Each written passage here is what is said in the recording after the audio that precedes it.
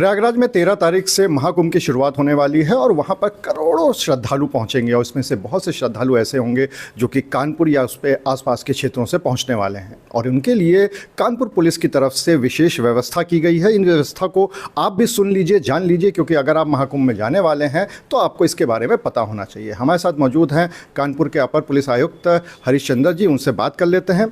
Sir, जो विशेष व्यवस्था की गई है श्रद्धालुओं के लिए कानपुर और आसपास के, क्या क्या किस किस तरह की व्यवस्था है? ये देखिए, महाकुंभ 2025 को लेकर के माननीय मुख्यमंत्री जी के स्तर से और डीजीपी हेडक्वार्टर से काफ़ी विस्तृत दिशा निर्देश दिए गए थे और हमारा जो जनपद है वो घाटमपुर की तरफ से फतेहपुर होते हुए और जो है महाराजपुर की तरफ से फतेहपुर होते हुए प्रयागराज को जोड़ता है। साथ ही साथ एक्सप्रेसवे भी हमारे यहाँ जो है वो आगरा एक्सप्रेसवे है, लखनऊ आगरा एक्सप्रेसवे, और उधर बुंदेलखंड के लिए सागर हाईवे भी जाता है।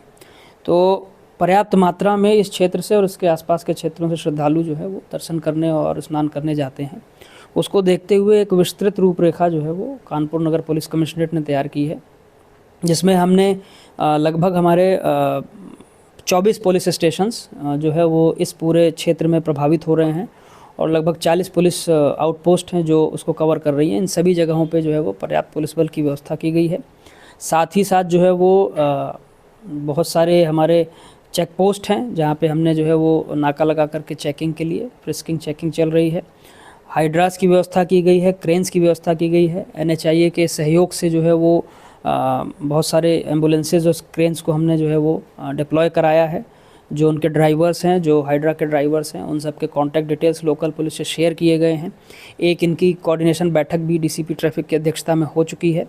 इसके अलावा जो हमारे पुलिस स्टेशंस के नेबरिंग जो हॉस्पिटल्स हैं और CHC हैं, PSC हैं, प्राइवेट हॉस्पिटल्स हैं, उन सभी हॉस्पिटल्स को हमने जो है वो एक डायरेक्शंस भी इशू किया है और उनसे एक बैठक भी की है जो इमरजेंसी सर्विसेज के लिए हमेशा तैयार रहेंगे और अगर कोई इवेंचुअलिटी होती है तो उसके लिए हम उनको जो है वो ज़रूरत पड़ने पर यूज़ करेंगे।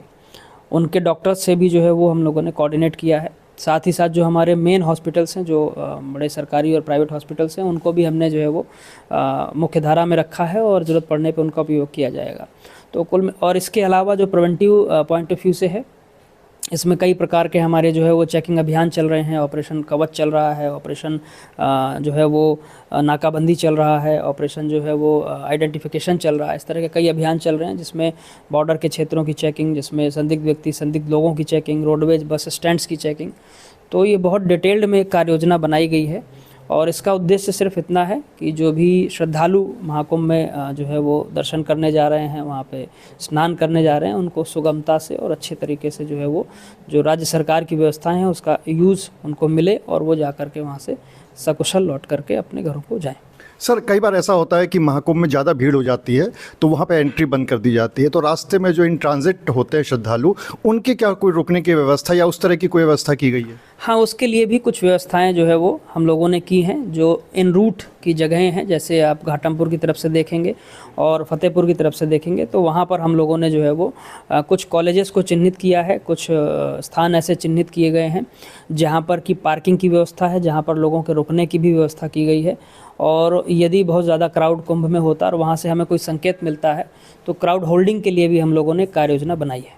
सर, एक आखिरी सवाल कि क्या कोई एडवाइजरी आप देना चाहेंगे श्रद्धालुओं के लिए जो जाने वाले हैं? हमारी सभी से यही अपील है कि आप जो है वो समय से निकलें। कोहरे का जो है वो समय है, समय से निकलें। साथ ही साथ जो है वो इस चीज़ का विशेष ध्यान रखें कि आजकल काफ़ी फ्रॉडस्टर्स हैं जो वेबसाइट के थ्रू, फर्जी उसके थ्रू जो है वो बुकिंग कराते हैं और वो सब चीज़ें करते हैं। जो गवर्नमेंट एडेड जो वेबसाइट्स हैं, जो हमारे कुंभ की जो वेबसाइट है, उसी का उपयोग करें और किसी भी इवेंचुअलिटी के लिए आप 112 ज़रूर डायल करें। Thank you. तो कानपुर पुलिस की तरफ से पूरी एडवाइजरी भी जारी की गई है और सुविधाएं भी दी गई हैं। आपको सिर्फ इतना करना है कि आप ठीक ढंग से श्रद्धालु बन के प्रयागराज जाइए, वहाँ पर दर्शन करिए, वहाँ पर स्नान करिए और जो भी पुलिस की एडवाइजरी है उसका ठीक से पालन करें। अनुराग अग्रवाल, TV9 कानपुर।